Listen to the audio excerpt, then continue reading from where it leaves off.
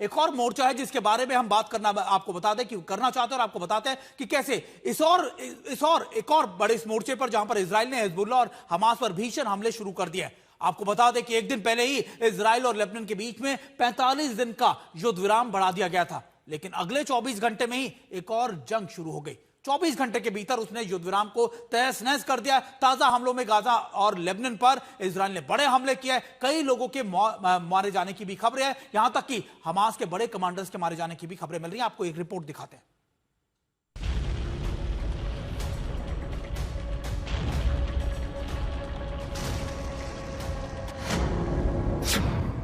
Lebanon में घमासान, 3 की गई जान।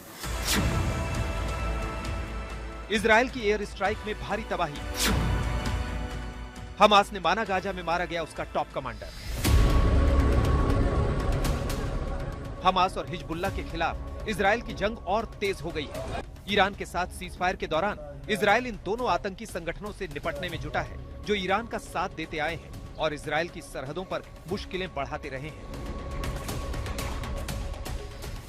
लेबनान में इजराइल ने एक बार फिर तबाही मचाई है। इजरायली एयरफोर्स की अलग अलग इलाकों में की गई स्ट्राइक से 3 लोगों की जान चली गई और हिजबुल्लाह के कई ठिकानों को भारी नुकसान पहुंचा है। ये हमले तब हुए हैं जब अमेरिका ये दावा कर चुका है कि उसकी मध्यस्थता में दोनों देशों के बीच संघर्ष विराम 45 दिन बढ़ा दिया गया है। अब अगली सैन्य मीटिंग 29 मई को तय की गई है।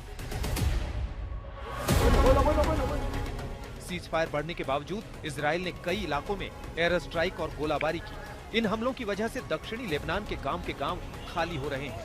सईदा से बेरूत जाने वाले हाईवे पर बड़ी तादाद में लोग अपने घर छोड़कर जाते दिखाई दिए हैं। हिजबुल्लाह भी पलटवार करने में कोई कसर नहीं छोड़ रहा है। उसने दावा किया है कि उसके लड़ाकों ने दक्षिणी लेबनान में इजरायली सेना के बुलडोजरों और सैनिकों को निशाना बनाया। साथ ही हदाथा शहर के बाहरी इलाके में मौजूद इजरायली सैनिकों और सैन्य वाहनों पर रॉकेट दागे गए। बेका वैली में इजराइल ने 2 एयर स्ट्राइक की। कई जगह खतरे के सायरन की आवाजें सुनी गई और बमों की बरसात से लगी आग और धुएं का गुब्बार उठता दिखाई दिया।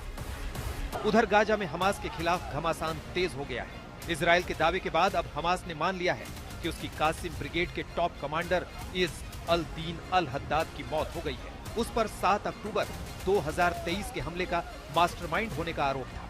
खान यूनिस में इजराइल के हमले में एक शख्स की मौत हो गई, जबकि कई लोगों के घायल होने की खबर है। आज तक ब्यूरो।